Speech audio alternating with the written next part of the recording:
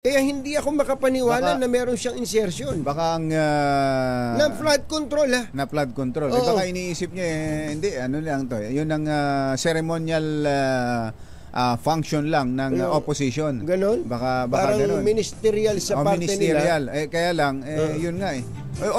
Hindi kaya may ibang nagparking din kay Yun Senator Hindi, Risa? wala naman siyang garahe Ikaw OMG mga kababayan, nagkakabukingan na po. Senator Risa, nako. Ang laki rin pala ng isiningit dito. Ay, ang laki ng isiningit. Tingnan nyo naman itong mga kababayan, naghuhugas ng kamay. Ito pong itong mga ito, pero ngayon, sangkot din pala sila. Matatanda natin si Lacson mga kababayan, di ba? Wala daw po siyang sa mga diskaya ngayon. May naglalabasan ng mga picture, mga larawan ng mga diskaya. At ito naman si School Bukol mga kababayan, booking na po mga kababayan ang kanyang pakindat-kindat. Mukhang matutuldukan na po ang pakindat-kindat ni School Bukol mga kababayan dahil po ang video na ito, booking po siya dito. Panoorin niyo po. Panoorin niyo po itong video. Sandali, wala palang sound, sandali. Sandali, bakit wala ng sound to? Sure, Nung Thursday na gabi, kausap ko si Presidente. Gusto niya sibakin kayo. Kausap din niya si Presidente. At gusto niyo sibakin ko kayong lahat dyan? Ayun mga kababayan, ano to? Ngayon mga kababayan, eto na po ang nangyari. Mukhang kagabi lang po ito ay masisibak na po itong si School Bukol. Ito po, may po si Attorney Rowena Guanzon, mga kababayan. Ito po ang caption. Naku po, ABS-CBN pala ito mga kababayan, Aminado si Senador GB Ejercito na naisip niya at 4 pang senador na umalis na sa majority block upang maging independent. Ngunit paglilinaw niya, walang kudita o anumang hakbang para palitan ang liderato ng Senado. Agoy mga kababayan! Ayan na, siyampo ngayon ang minority block, At ito, Villar, 2 Villar, Cayetano, Pia, at GB Ejercito, 13 na po kung sakasakali mga kababayan, siyam plus 4, 13 na po yan. So, panalo na po yan. Sino pa ba yung isa? Sa nakikita ninyo mga kababayan, tingnan nyo po itong mga picture. Ay, hindi pala yan. Bakit napunta dyan? Ay, hindi pala yan. Mamaya yan mga kababayan. Ayan po mga kababayan ang patikim namin sa inyo. So, ayon po dito sa post, sa tingin ninyo, sino ang maaari na isam para pang 14? Sa ngayon mga kababayan, kung magkakatotoo po ito, na mga pangalan na naisabi dito ni Attorney Rowena Guanzon, ay wala na. Tapos na po ang maliligayang araw. Goodbye bunot na po itong si School Bukol University, mga kababayan. Ayan po, ayon dito sa post din ni Jason sa goodbye bunot. Tapos ang Escalera Brothers, Soto in Lacson sa Senado with 3 plus another 3 bolting the shaky majority at hindi pagsunod sa usapan at kasunduan. The end of the road na sa mga kindat at takipan sa blows sa Senado, mga kababayan. Dapat lang kasi nakakahiya na ang Senado kapag nagkataon masyadong halata na nagagamit ang buong Senado sa tangkang pagtatakip sa umaalingasaw at nakakasulasok na amoy ng flood control scandal at anomalous political demolition job, mga kababayan. Tingnan nyo po ito. Ayan po, Senators Ejercito and Gatchalian assess living majority over this genius direction of flood control probe. Mga kababayan, ito daw po ang kanyang sinasabi dito. Mukhang hindi na rin po niya nagugustuhan. Ito nga po ritong tungkol dito sa flood control probe, Ay, nako, mayroon tayo dito kay Senator Marcolita. At mga kababayan, alam nyo ba itong si BBM dumalaw sa Cebu at napahiya? Napahiya po dahil ang kanyang ayuda, nako po, kung hindi binebenta, ang hirap po makuha At ang mga taong bayan, galit na galit po kay Ngagba, mga kababayan. Tingnan niyo po itong isang video, oh.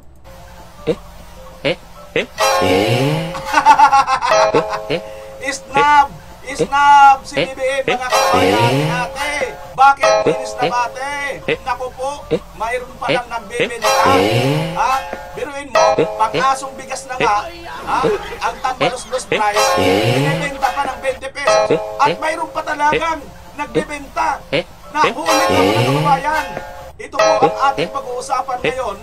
Ngunit bago natin tunguhin ang pag-uusapan at panunuorin natin mga video at reaksyonan, ako si BMR Channel. Kung bago ka lang, pakikisuyo po sa inyo, pakilike at share, at pakisubscribe na rin po, pakipindot ang notification bell all para lagi kang updated sa lahat ng aking mga upload.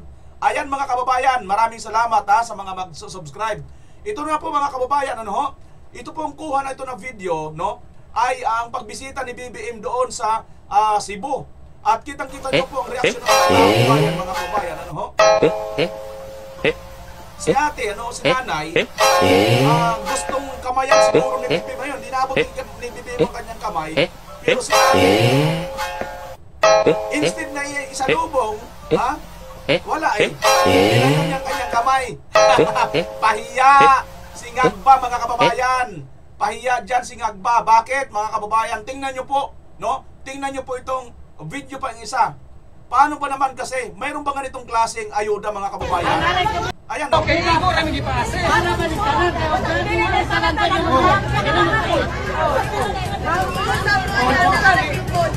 oh, sige, watay ka bon, mamahawa ka.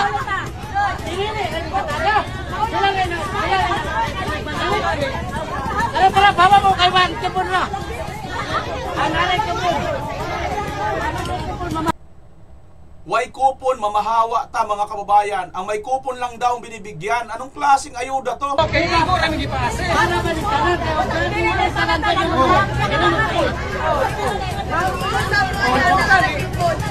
oh, sige, watay ka bon, mamahawa ka. Politika, mga kababayan, ang nangyayari dito, sa ayuda sa Cebu. Anong klaseng gobyerno itong mayroon tayo ngayon, mga kababayan?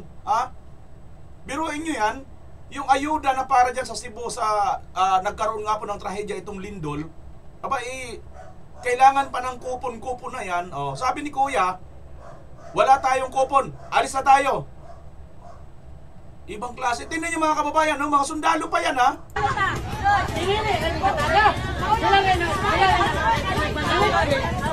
Ano pala, bawa mo kay Juan, kapon na. Pahawa mo, alis daw kayo kasi wala naman tayong kupon May kupon lang daw ang binibigyan. Pati itong ayuda na nga lang, pinopolitika pa. Mga kababayan, ito, ayaw yung gayahin mga kay Vice President ni Sara Duterte. Tingnan yung bigas, mga kababayan, na pinibigay doon. Ang bugas na tag 20 ang kilo. Unsa may pagtanaw ninyo bugas o feeds? Unsa inyo ang pagkano tao or baboy? Tubagan ninyo ako ang pangutana. Mga solid supporter aning bugasa, grabe! Mao ni ang bugas na tag 20 ang kilo. Binibenta pa tag 20 pesos pero ganyan pa. Anong kulay yan, mga kababayan? Tingnan niyo ito sa Davao. Dumating na, papunta na sa Cebu. Ayan,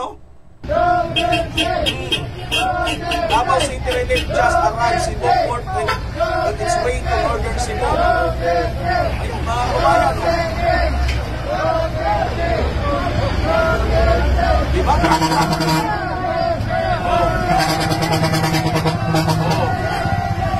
Galing pa talaga ng Davao City, pupunta lang ng Cebu. Kita nyo yan?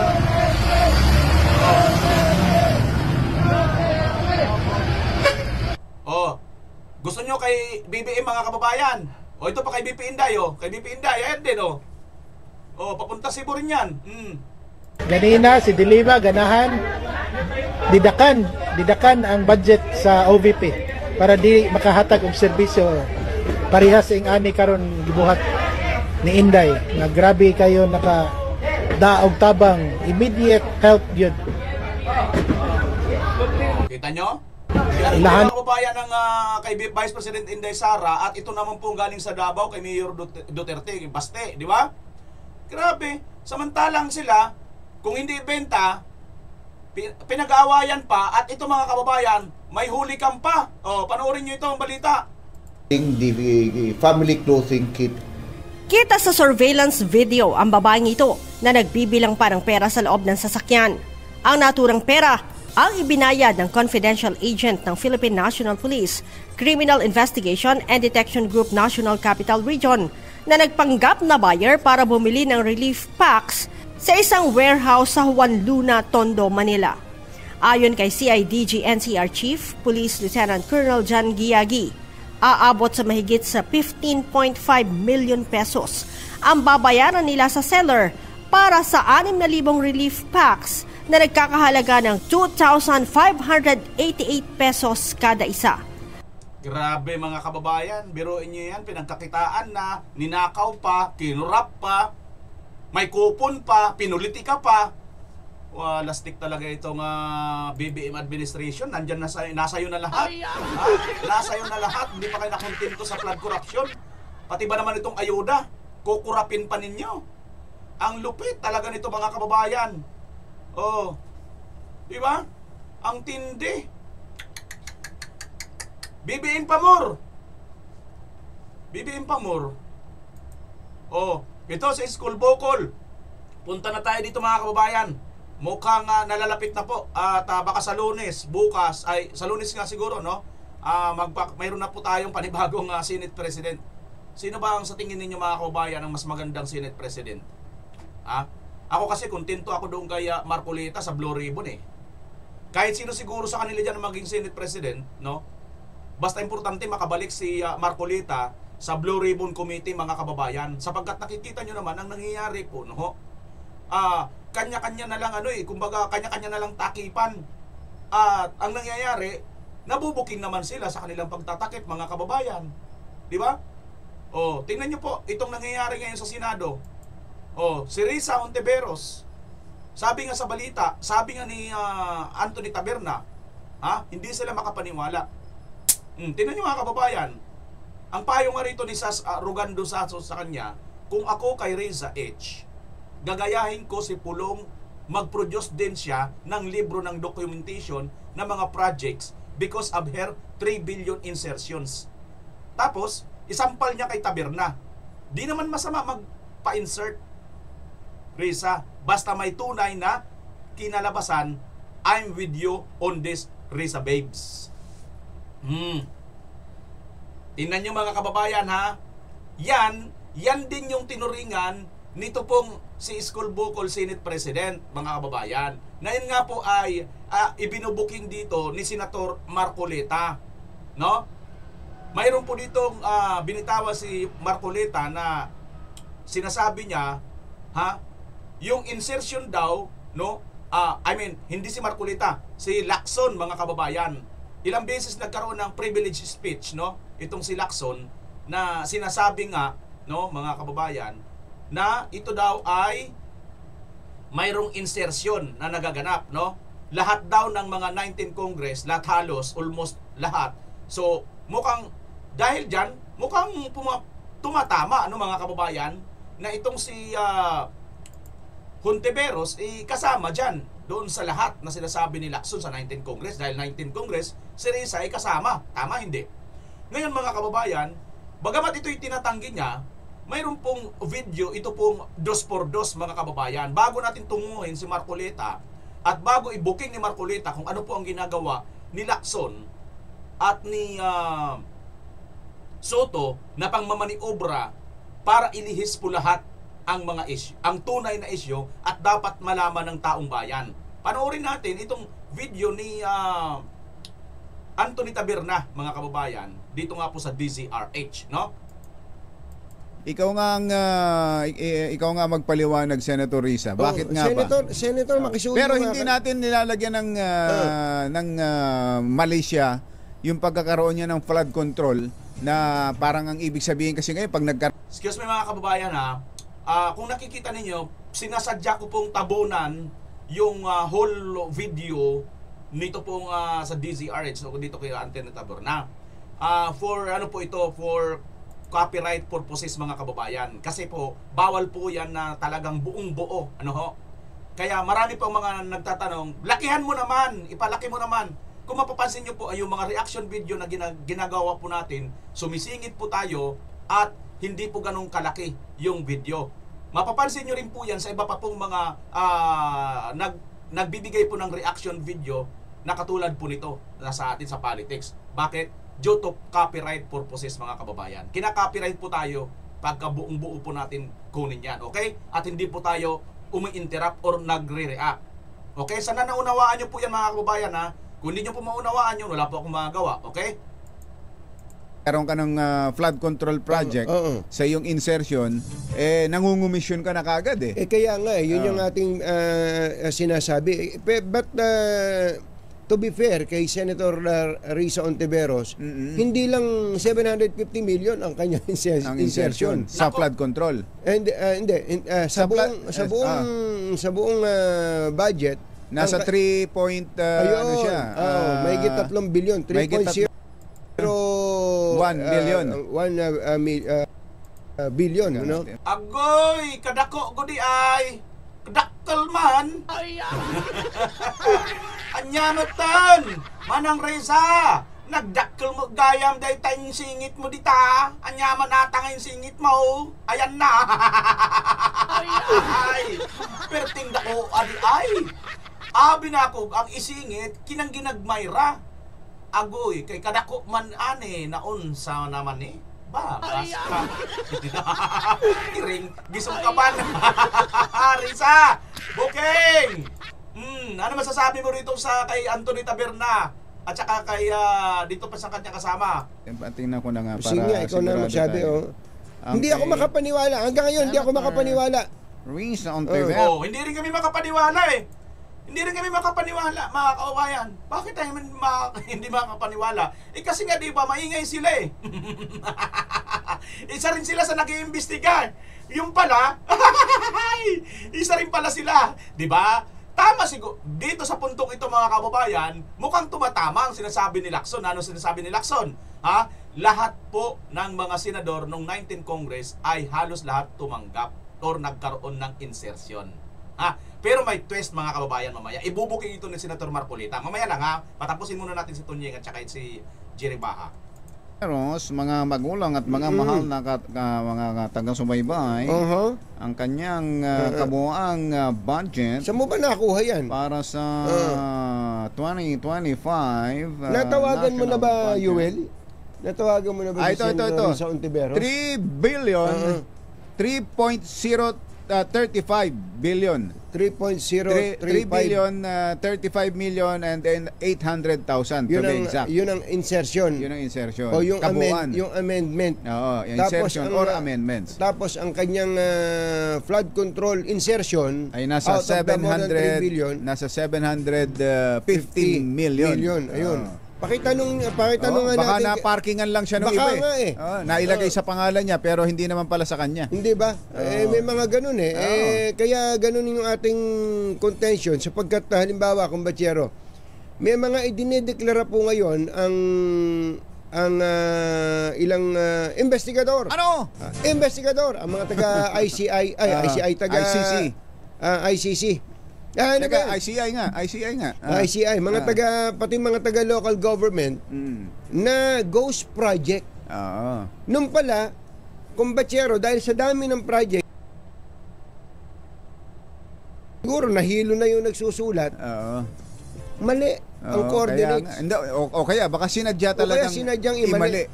Kaya nangyari po naging part nga ng modus talaga yun yung imamali yung coordinates para hindi mo makikita. Hindi, kaya ganito yung punto natin, kumbatsero.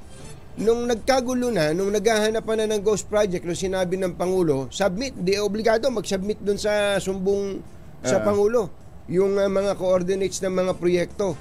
Alam niyo po ba, mga kababayan, kung nakikinig kayo sa Senado, napakarami, libo daw po yung mga proyekto na mali yung nandun sa DPWH Central na coordinates. Ayun na nga. At pag pumunta ka dun sa opisina ng District Engineering Office, kumbatsero, tama yung coordinates. Kaya pag ang pinagbatayan mo ay yung coordinates na nandun sa Central Office, hinanap mo doon sa lugar, walang project. Walang project. Pero pagka pinuntahan mo yung District Engineering Office na kung saan tama ang coordinates, makikita mo yung project. Dahil sila talaga yung sila yung nakakaalam ng coordinates. Mismo, Kaya yung kay Senator Risa Ontiveros, hindi kaya inilagay nyo lang sa pangalan ni Senator. Ba't nyo ginaganyan si Senator Risa? Baka nga. Di ba? Sige nga, Yuel, try nga natin si Senator Risa mamaya, para... Ayan, Senator Risa, ano masasabi mo dyan? 3.1 billion pala ang isiningit, ang insertion. Singit na lang kasi para mas mabilis. Hirap naman kasi, pronounce pa niyan eh. Alam mo naman, Bisayang Bisakul tayo, Bisayang Ilocano eh. Nyamot kang gitlit. Ayan mga kababayan, booking na booking. Sabi nga rito ni Rugando Sasot, bakit hindi mo gayahin? Ito si Congressman Paulo Duterte. Nag-produce siya ng libro para isampal. Na isampal doon sa mga nagpapalabas o nagtatanong, mga kababayan. Di ba?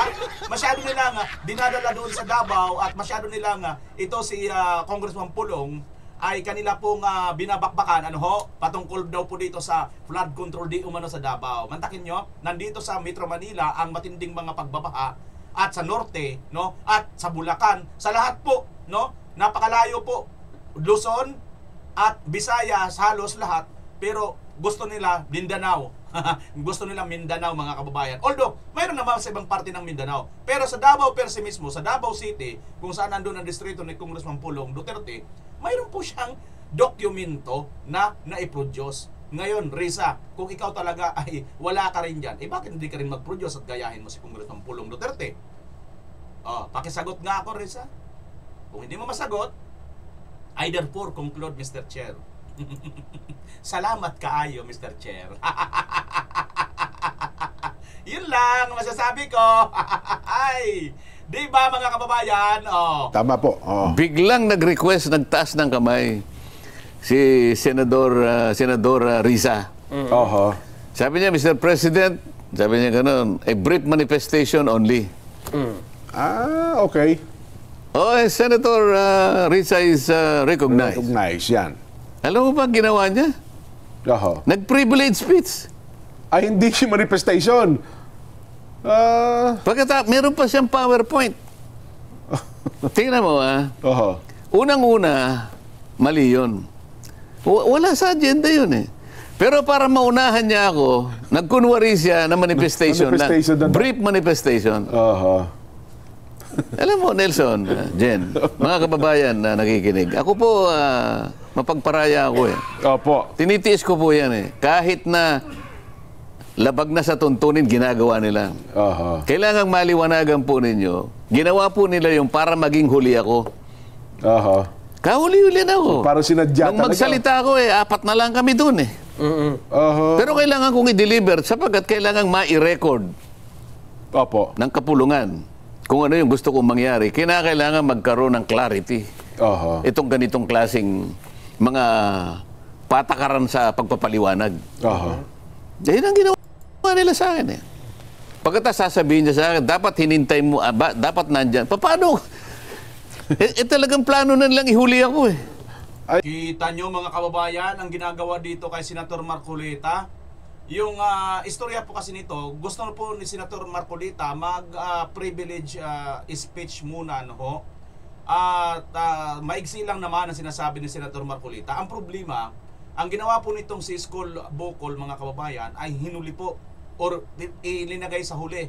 At itong si Risa, dahil nga siguro taktika nila ito, magkakasabwat sila dyan, abay, sumingit para lalo pang, hindi lang basta sumingit, kundi doon sa kanyang sinabi na magkakaroon siya ng manifestation, ano ba tawag doon, privilege, hindi yung kanyang ginawa.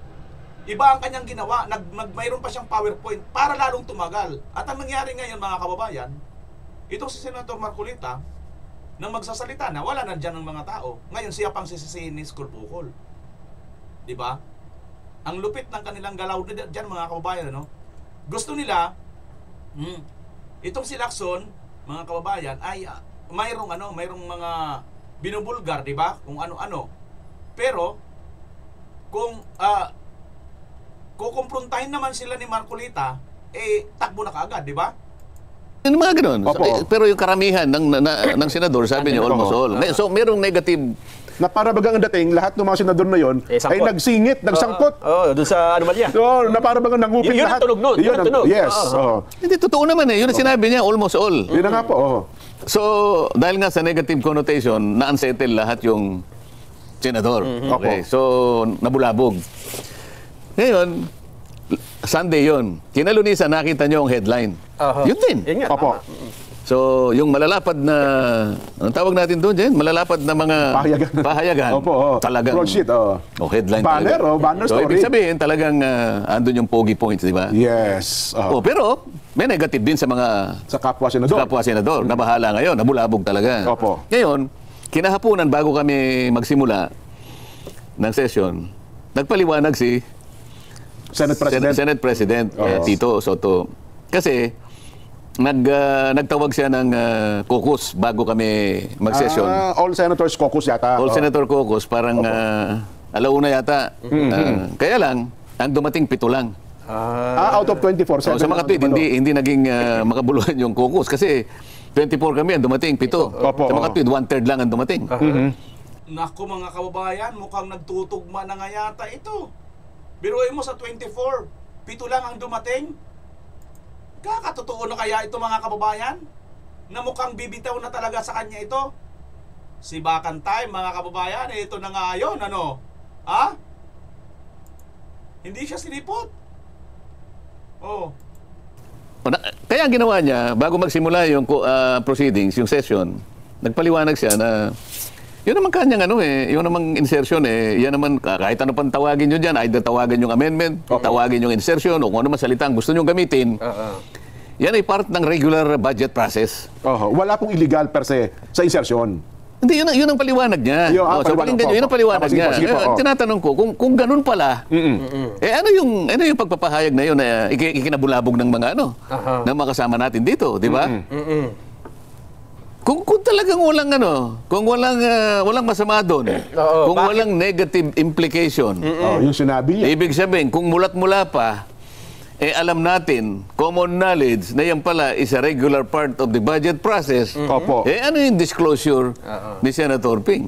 Na ikinabahala ng marami sa kanila. Totoo. Tama. Ano ibig sabihin nun?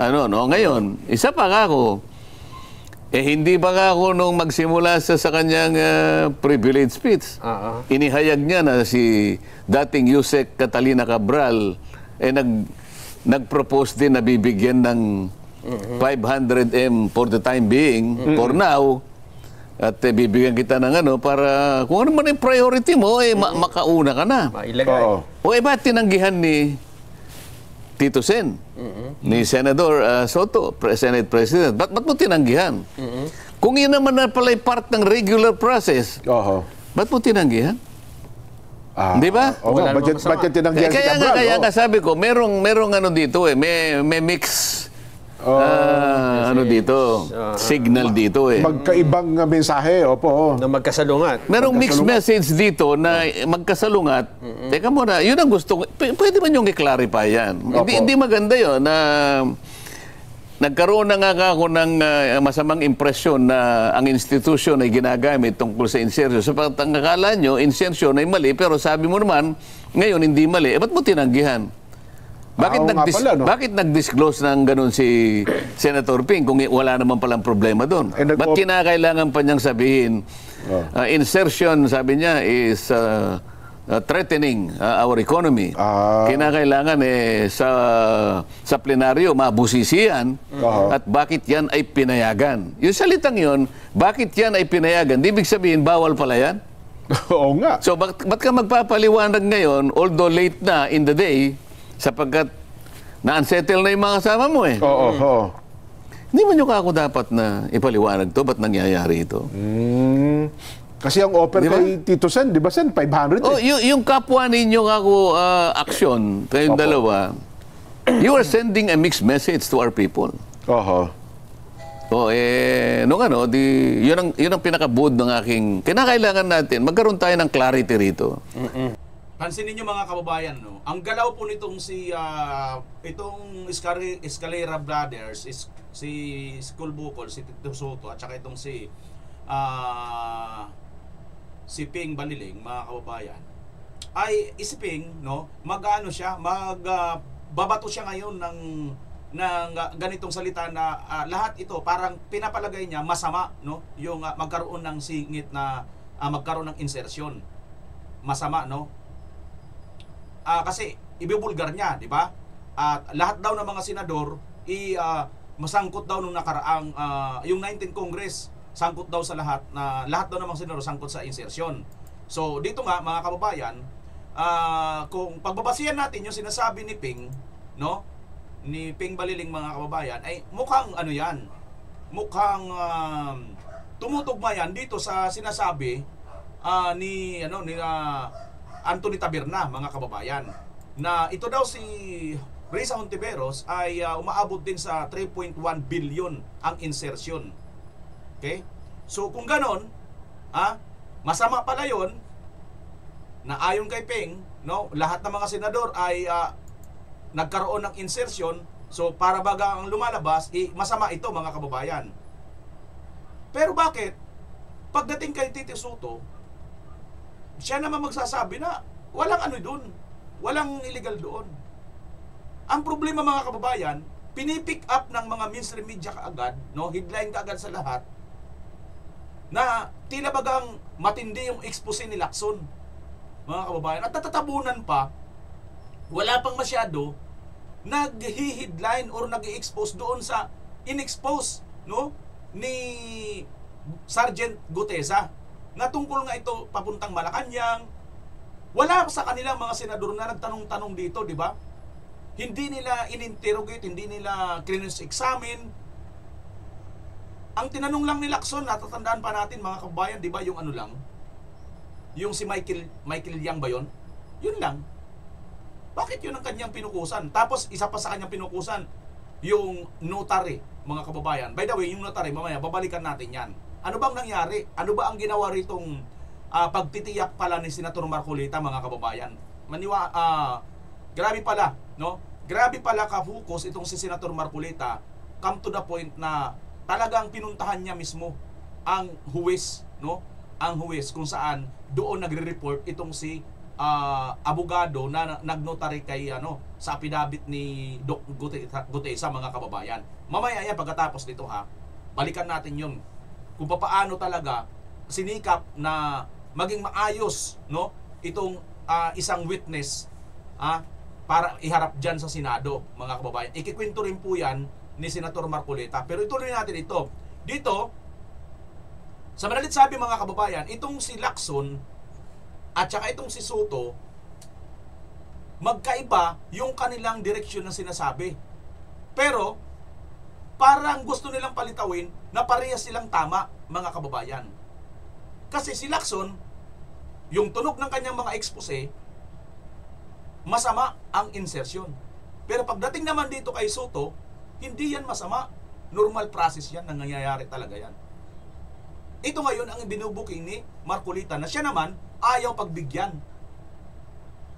na magsalita, mga kababayan. Pinagbibigyan siya pero hindi na rin siya pinapakinggan. Ngayon, hindi na nga siya pinakinggan, nagrereklamo pa sila. Bakit daw, sabi ni Soto, hindi sinabi yan ni Marcolita kung kailan nandyan pa si Lacson? Napansin nyo, mga kababayan, kung paano po nila, ano ang galawan nitong School Bukol Brothers dyan sa Senado? Tuloy natin. Ang insertion ba masama o mabuti? Kung masama, ba't mo tinatanggihan? Kung masama, bakit sabi mo part ng regular process at hindi mo siya tinanggap? Dapat na bahala yung mga kasama natin. Wala naman palang problema dyan. Ngayon, ang sinasabi niya, bago natin i-refer yung privilege speech ni Senator Marcolita, ay gusto ko munang magpaliwanag doon sa kanyang mga pinagsasabi. Una, sabi niya... Sino po ito? Si Senador Ping na po ito? O si Senador Soto? Senate President Soto? Senate President. Okay kasi po. siya yung presiding officer. Una kanya, dapat sana nag-deliver ka ng privilege speech. Nandito sana si Senator Ping. Opo. Una, hindi ako pwedeng sumagot sa kanya kasi ayaw niyang bumaba. Dapat sana siya ay bumaba para mag-usap kami. Kasi siya ang presiding officer that time. Hindi tayo, gusto ko sana sabihin sa kanya, kaya ako siya tinitingnan, kahit hindi ako may kibo, tinitingnan ko siyang mabuting ganyan. Sinesend ko yung message sa kanya. Opo. Mr. President, kung gusto mong sagutin ako, ang parliamentary practice po, kailangan po kayo ay tawagin nyo si JB. Sa podium. Tawagin nyo po yung majority leader, magpalit muna kayo. Kayo pong bumaba rito para mag-usap. Para kayo pong sasagot. Sasagutin ko po kayo. Yun ang reglamento pala. Okay.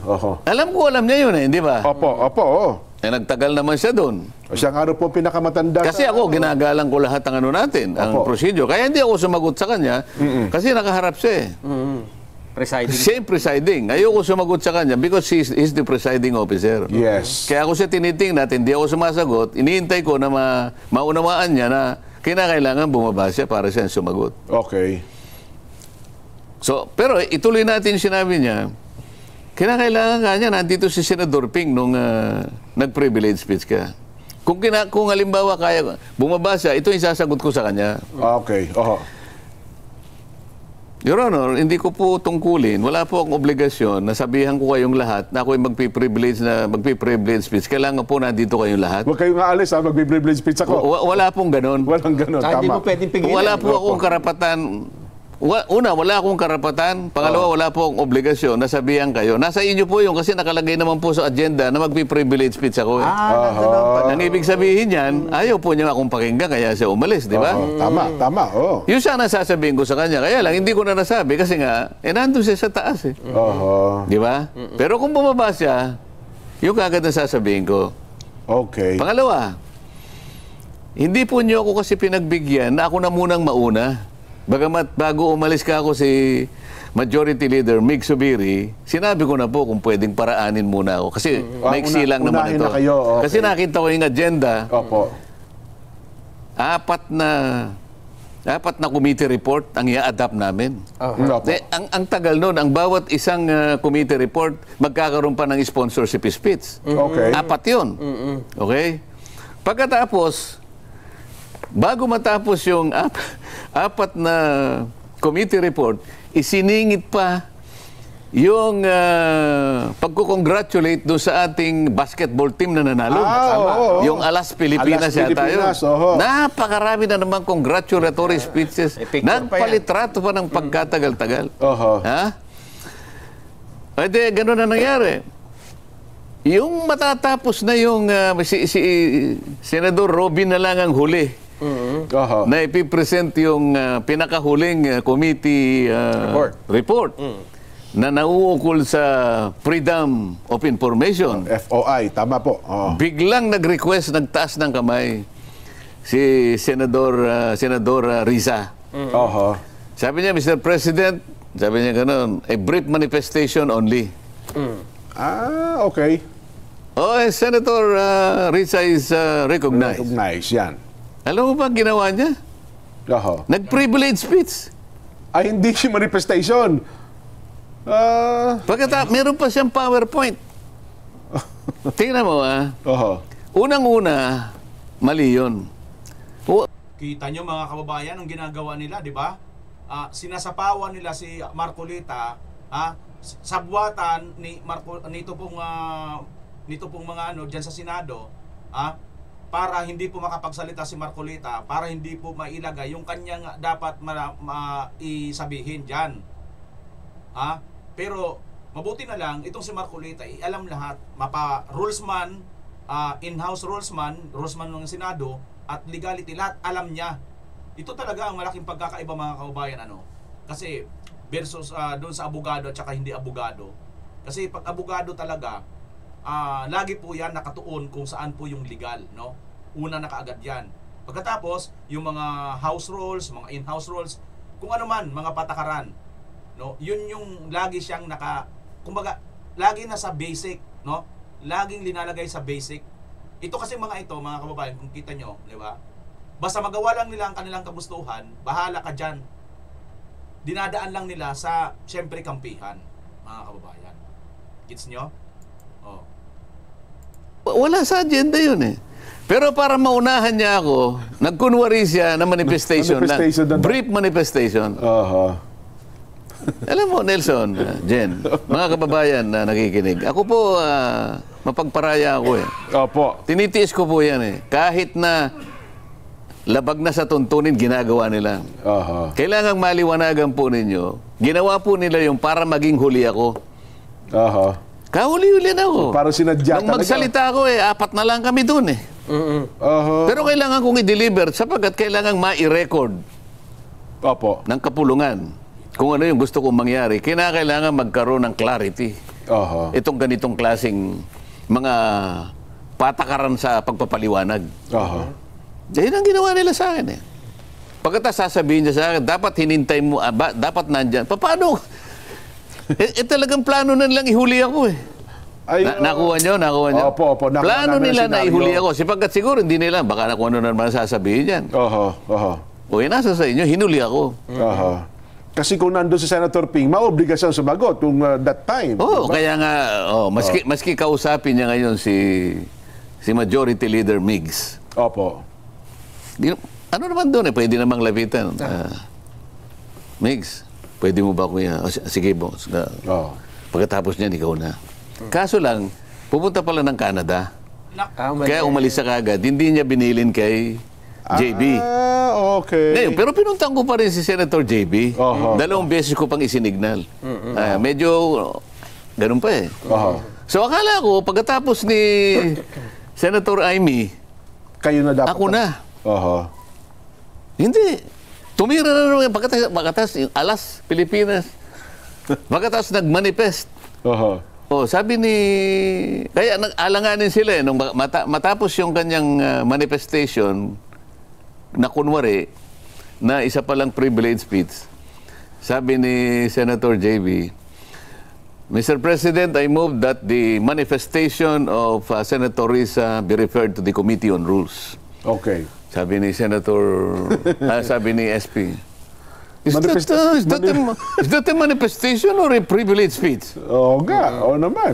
Sabi ni Risa, well, maybe gagano-gano. Na-technical, ano na sila eh. Talaga gano'n. Kaya ko naman okay lang. Sige. Di ba? Kailangan lang malaman ng kababayan natin kung anong ginagawa nila. Pero sa tamang panahon, subukan nilang mag-focus ngayon, talagang babanggitin ko sa mga mukha nila kung anong ginagawa nila. Maganda rin yung nangyari sa akin eh. Para ipamukha ko sa kanila sa susunod, bakit ganito yung ginagawa nyo? Puro labag sa tuntunin ang ginagawa ninyo eh. Naku, yari mga kababayan, kaya siguro si Lacson umalis na. Ayaw niya siguro magkaroon ng kumprontahan o debatihan patungkol sa kanya mga binitawan noon na ayon nga kay Senator Marcolita, 2 beses pa yata nag-privilege speech itong si Lacson at sinasabi nga ang tungkol dito sa lahat daw po nung 19th Congress ng mga senator ay sangkot sa insertion. Na siya naman sinasabi ni Soto na wala naman daw pong masama sa insertion. Ang tanong, bakit ayaw niyong dipinsahan? Bakit nililigaw nyo? Bakit ayaw niyong pagsalitain si Senator Marcolita? Bakit ayaw niyong pansinin na kinaklarify lang ni Senator Marcolita kung tama ba ang inyong pinaggagawa dyan? Ngayon, nakikita kayo ng taong bayan at biglang sisingit itong si Risa Hontiveros. Lalong nadadagdagan mga kababayan. Isa pang sinasabi ni Anthony Taberna na naku, sangkot ka rin pala sa 3.1 billion insertion. Naku, nagkakabukingan lalo. Kaya naman pala, come to the rescue ka rin. At ngayon, manifestation ba o privilege speech ang ginawa mo? Hindi mo na naman may paliwanag. Nagkakabukingan, lalo kayong napapahiya dyan. Kaya siguro, mga kababayan, napapanahon na talaga.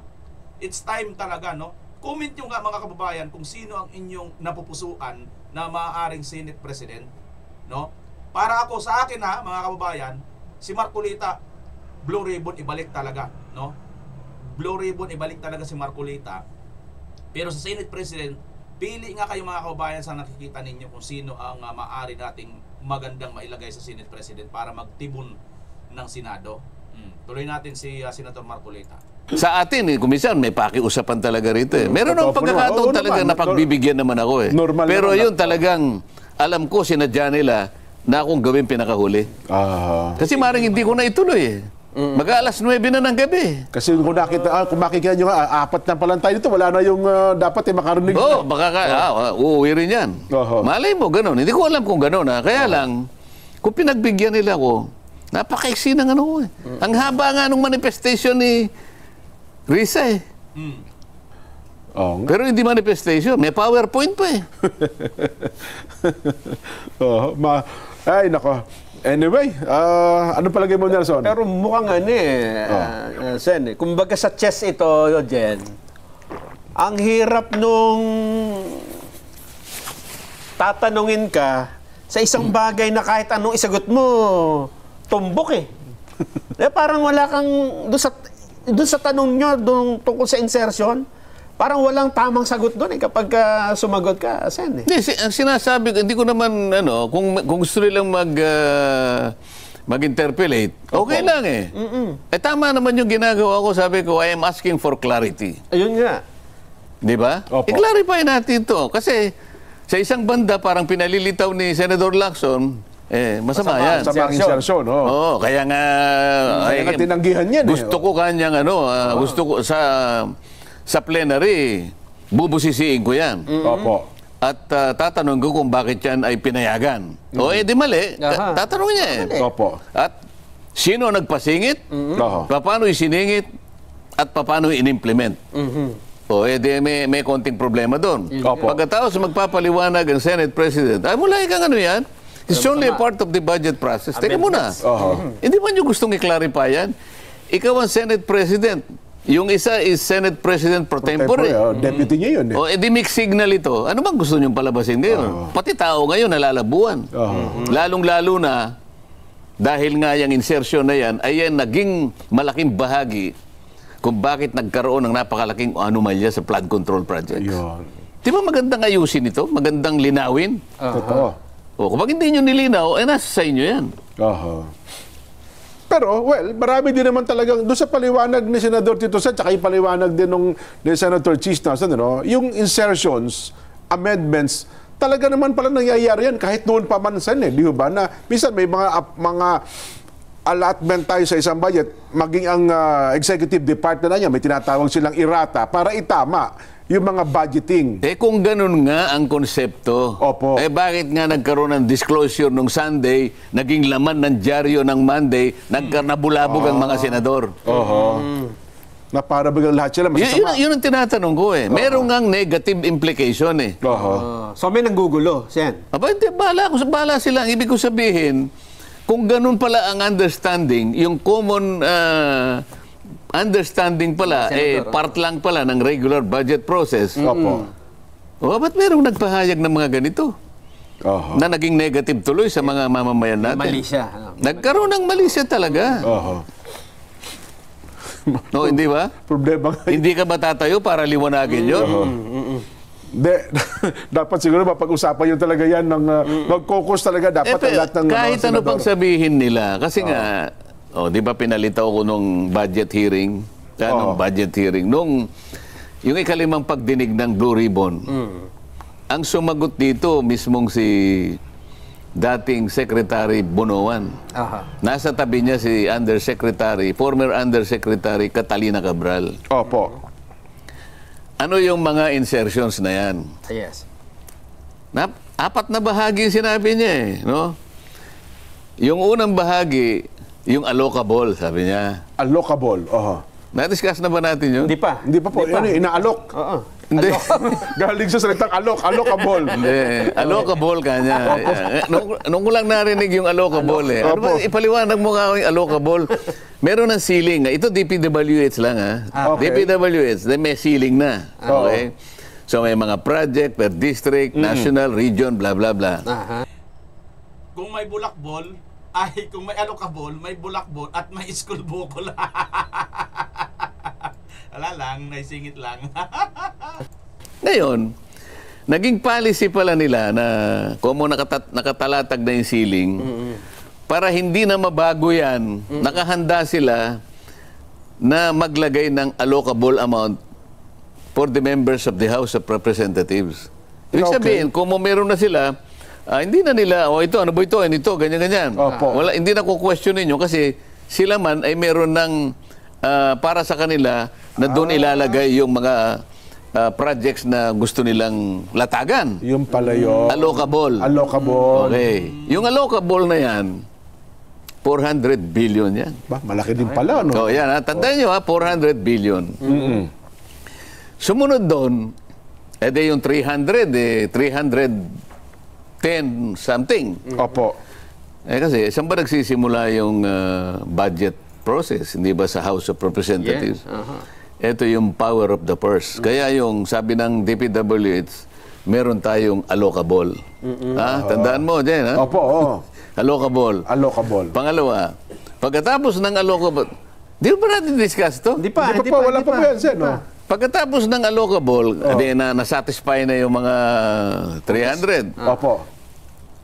Alam mo, dalawang klase ang representatives, di ba? Party list. Opo, tsaka yung regular congressman. Ito, palagi ko sinasabi sa iyo. Party list, regular. Ibig sabihin ng regular, district. District representative, opo.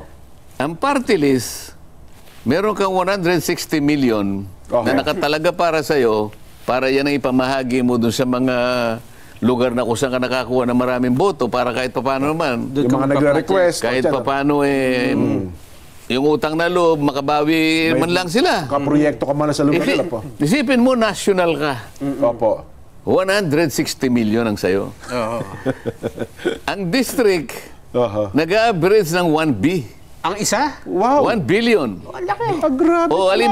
Halimbawa, ikaw ang Representative Nelson ng distrito ng the first district of Batanes. Ayan, opo.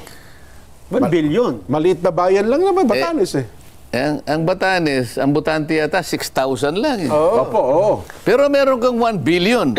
Nako. Yung Sagip Party List, nationwide. Buong Pilipinas. 160 million, masaya na kami. Okay? Ganun pala, Pero yung district, yung regular, average, 1B. Average ka ako, may tataas doon ng... Mas taas. Ngayon, ando na yung 400B. Nasusundan nyo? Opo, 400B. Meron leadership pa yan. Yung House leadership. Meron pa rin. Yung mga big shot. Kasi mga deputy congressman. Meron kang speaker, meron kang deputy speaker, meron kang senior deputy majority leader. Yan. Napakaraming majority leader, assistant majority leader. Magkano yan? Vice chairman ng appropriations. Ito yung leadership. Opo. 50B. Ang isa? Hindi, yun na yun. Pagsama-sama. Hindi mo nasusundan Opo, yung kabuuan ng leadership. Hati-hati na sila doon. Yung congressman per se, ito yung 400. Okay. Di ba? Leadership, 50B. another 50B. Ilan na? 450. 450 billion. Yan. Pagkatapos, merong unprogrammed appropriations. 100B. Kanino naman yan? Kahit sino na yun.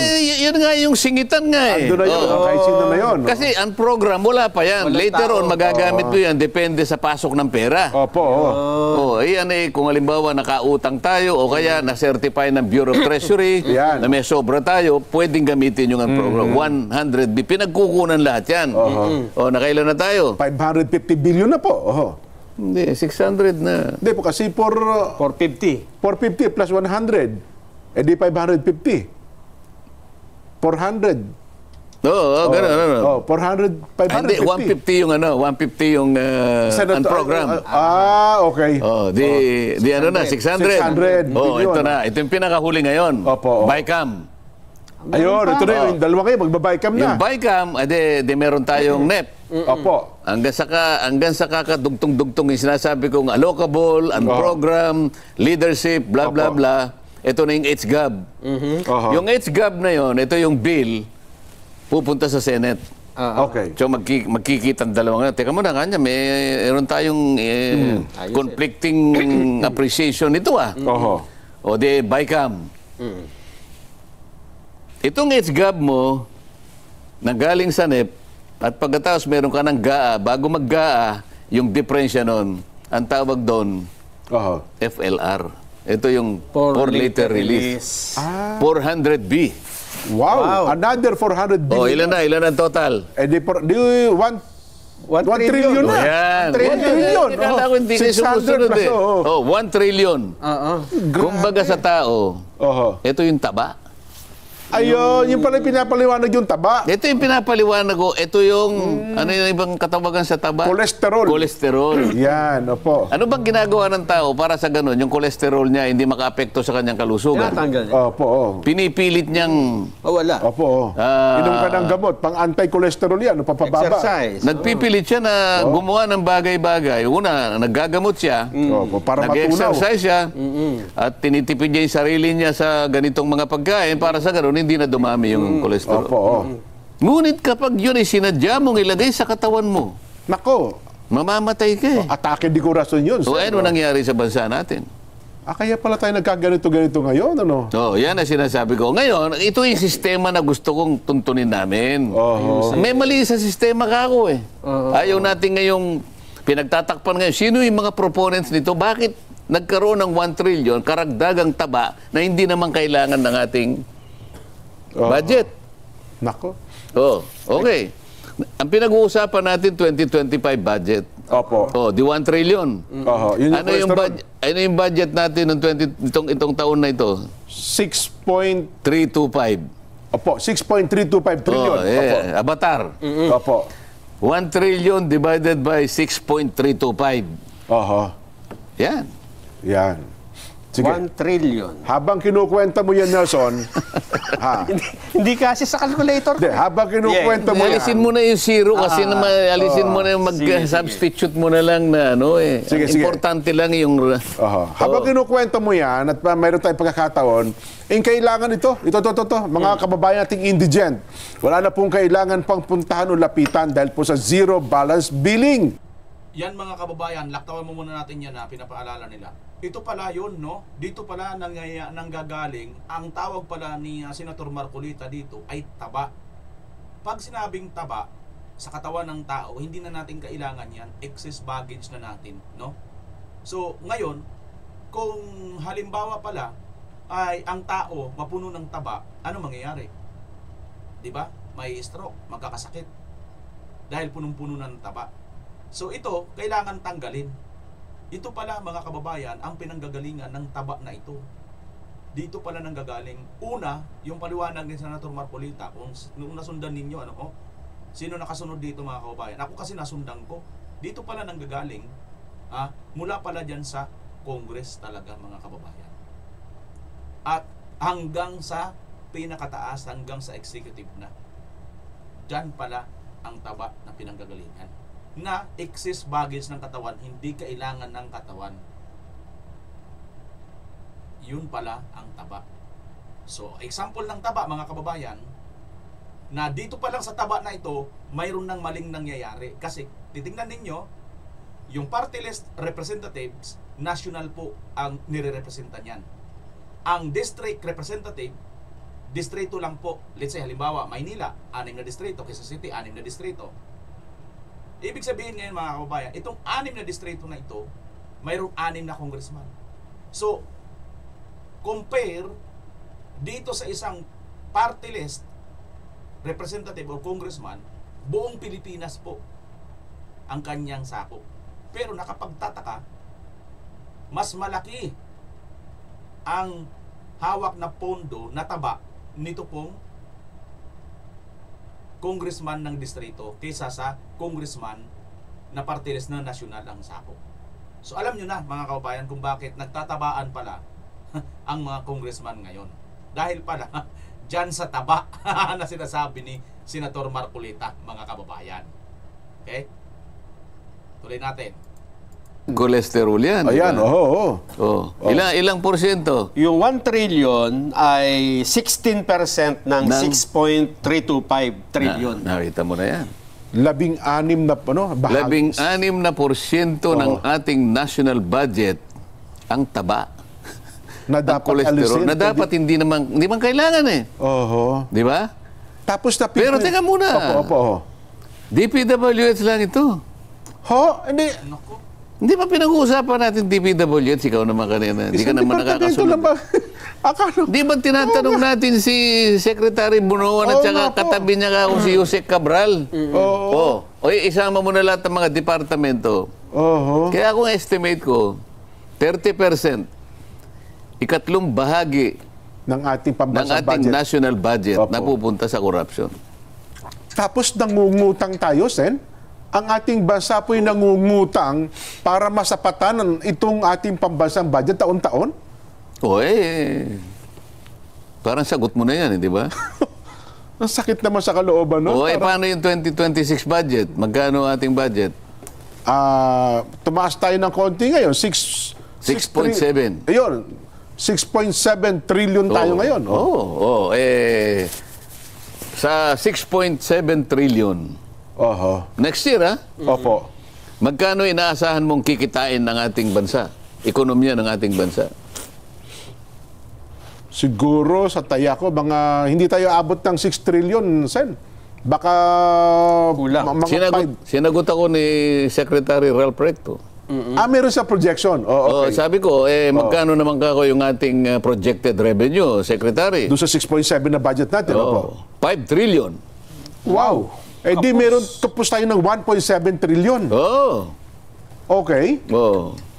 Ay kung may cholesterol pala, di alisin na natin yung 1.7 trillion. Ang kulang.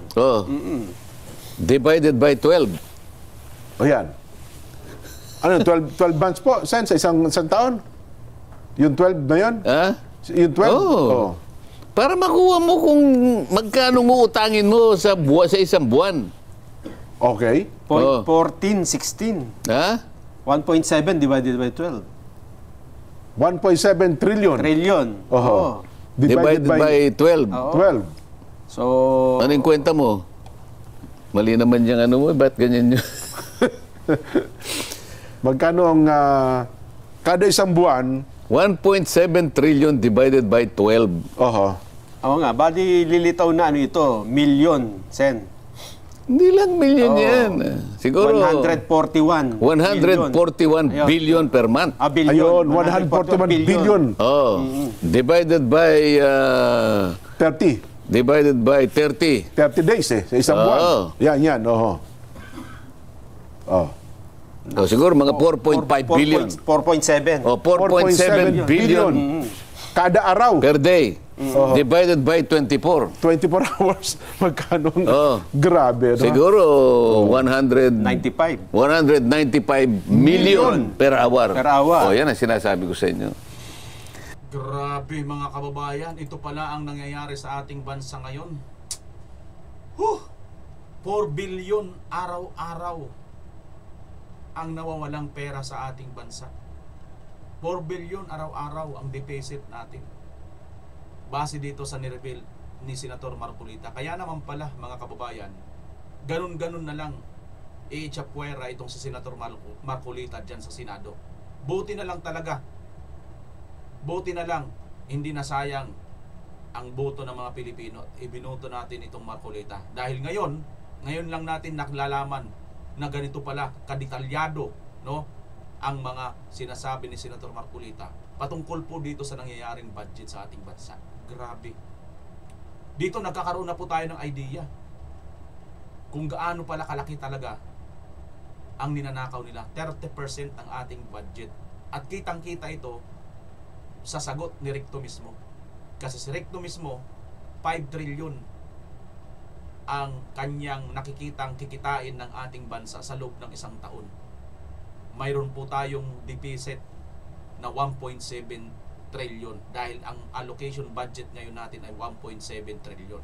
Na ito naman, kung tatanggalin yung 30% dyan, which is yan nga siguro, papatak niya yung 1.7 na yan, ang tawag ni Senator Marcolita pa rin dyan ay taba, na napupunta sa taba ng bulsa nito pong mga congressman at ito pong mga korap na nasa gobyerno.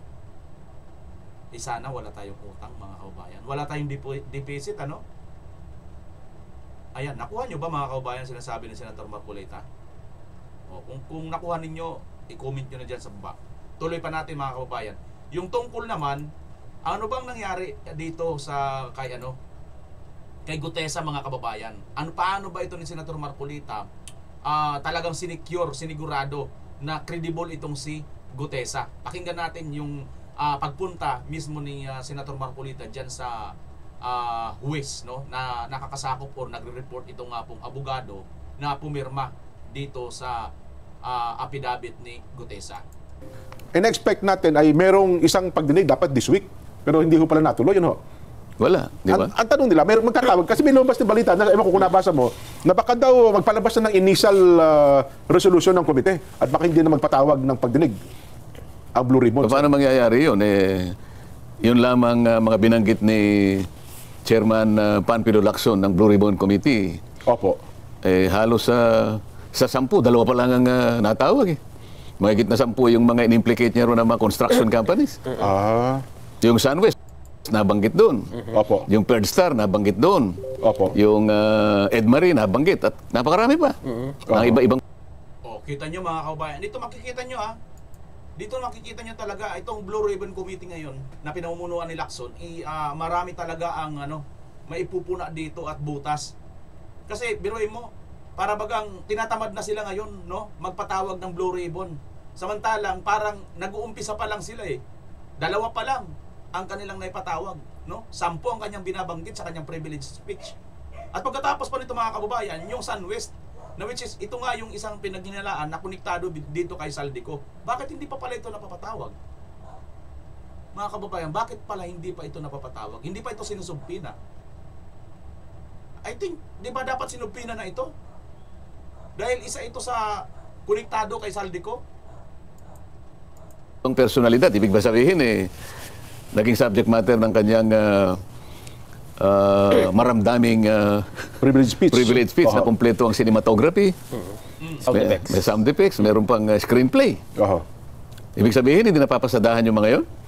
Baka kasi ang pagkakarinig ko, Sen, ay may hinihintay na ebidensya o testigo. Na-interview siya, mukhang baka daw po may mga hinihintay pang development. Kung wala naman daw pong bagong development, di baka... Hindi, ang sinabi niya, nabasa ko rin yun sa social media eh. Opo. O tsaka kasi parang in-interview siya. Tingnan natin kanya kung merong masustansyang darating. Opo. Paano malalaman kung may darating na masustansya kung hindi mo ipatawag yung mga binanggit mo sa privilege speech mo? Ako, kumo yun ang kanyang pinasadahan sa kanyang privilege speech na 2 beses yun. Inaakala ko na matimbang para sa kanya yun. Ano pa hinihintay niya? Bakit hindi niya tawagin lahat yung mga nabanggit doon? Hindi pa natatanong eh. Ano? Wala nga. Kamukha nung SunWest na lumalabas sa mga records. Ito ay isang kumpanya na in-establish ni Saldico. Sa napakaraming pagkakataong nabanggit ang pangalan ni Saldico, yung kanyang kumpanyang itinatag ay hindi man lang tatawagin. Baka magtaka yung mga kababayan natin, bakit ganun? Open-ended kasi, no? Nung natapos yung huling hearing, walang sinabi kung kailan yung susunod eh. Paano? Nung itong huling hearing, merong lumabas na isang napakatibay na yung ating witness, di ba? Si retired major. Pinakahuli? Yung kay... pinakahuli. Retired major, Master Sergeant Orly Gutesa. Hindi ba? Opo. Wala naman silang itinanong eh. Nung makita nila siguro na, teka muna, credible ito Marami po kasi na-shock, nabigla ata doon sa statement niya. Ang dami nila ron, ba't hindi sila magtanong? Nakahanda naman sumagot yung witness. Hindi, ang problema daw kasi ata, peke daw yung notaryo. Bakit? Yung notaryo ba? Ang issue ba doon yung notaryo o yung isiniwalat niya? Yung kanyang sinumpaang salaysay. Di ba doon nakapako lahat ang pinag-uusapan? Mali ba yung mga sinabi niya? Di ba maliwanag? Kung napakaliwanag ang pagkakasabi niya, siya lamang ang tanging witness na talagang nag-connect mula kay Saldico hanggang kay Speaker Martin Romualdez. Paano nalilis yun? Di ba dumiretso ron?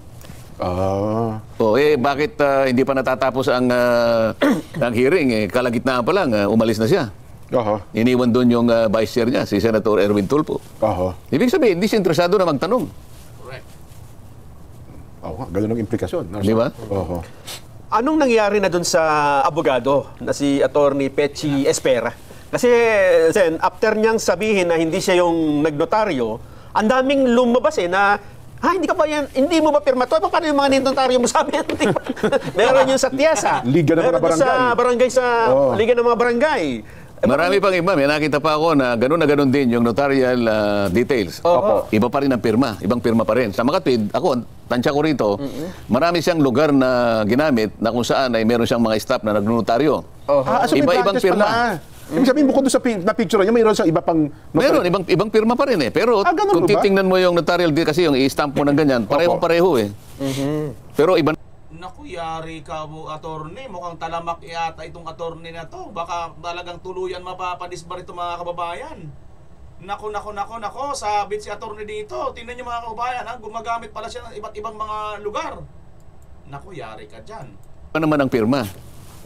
Kaya pwedeng isa o dalawang lugar ang kinasangkapan niya para meron siyang tao doon, o ikaw, magnotaryo ka rito, ikaw naman dito ka pumuwesto. O, ganito ang gagawin ninyo. Pareho silang merong notarial register. O, halimbawa, yung hawak ng isa, book 8. Opo. Yung nagnotaryo kay Gutesa, book 8 pero yung isa siguro book 7. Kasi maring may book 5. Iba-ibang lugar eh. Yun ang suspecha ko dyan. Ganun pala. Ngayon, kung mo pareho yung tinatatak niya, Opo. at sigurado yung staff naman niya ron, nagkakasundo sila, sige, pirmahan mo yan.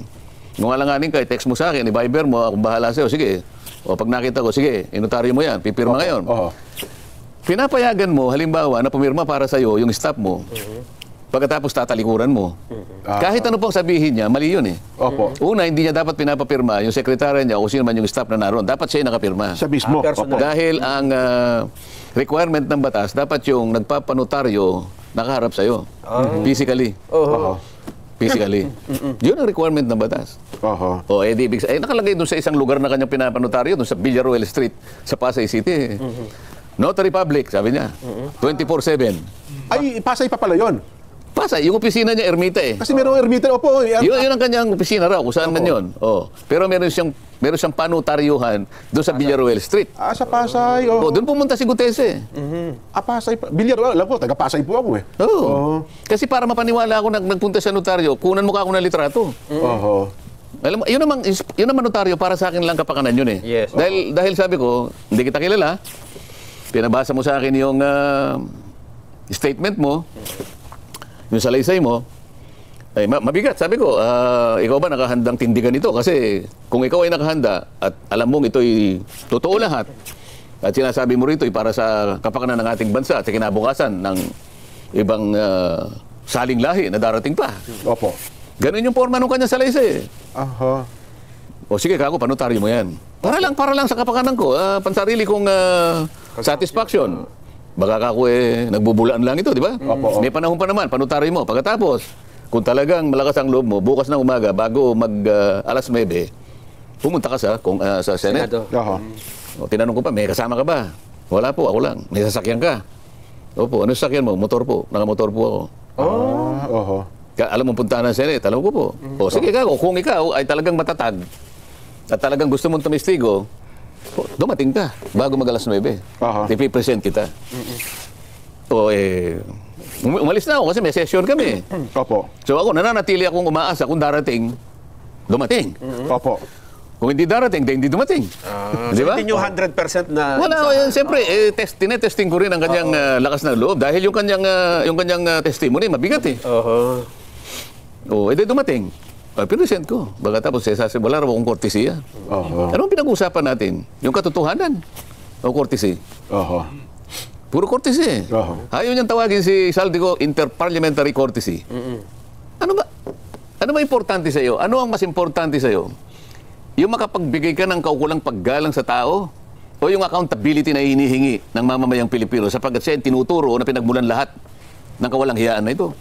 Kakukuberan mo siya ng interparliamentary courtesy. Sinabi ko sa kanya, bakit nalalabag ba yung interparliamentary courtesy kung iimbitahin natin? Hindi. Huwag mo lang isabina. Yun. Imbitahan mo. Ito noong hindi pa siya nagre-resign as congressman. Nang hindi pa siya nagre-resign. Lahat na lang ng pang-cover ginagawa niya eh. Para lang i-discredit yung testimony ni Gutesa. Peke yung notaryo. Yung notaryo, hindi issue yun. Kahit na walang notaryo at dumating yung tao, hindi nakanotaryo yun, sukat na siya humarap sa kapulungan. Correct. At siya sumumpa. Yun na yun. At siya pinagtatanong ng kapulungan. Ano hahanapin mo pa ron? Hahanapin mo pa yung notaryo kahit na walang notaryo yun. Hindi na mawala yung bisa nung kanyang salaysay. Kahit punitin pa yung papel. Wala na yun eh. Kasi nagsalita na. Oo, ba't mo na akong pupunit eh? Nandun eh. Nagsabit ako na. Merong isang abogado narinig ko, Sen. Ang sinumpaan daw po ni Gutesa ay magsasabi siya ng totoo at pawang katotohanan lamang. Pero hindi daw niya sinumpaan na yung nilalaman ng kanyang Gutesa na ito bang sinusumpaan mong ito ay tama, itong laman ng iyong affidavit na ito. Kaya daw po, parang ang kanyang punto ay yung panunumpa niya doon sa Senado.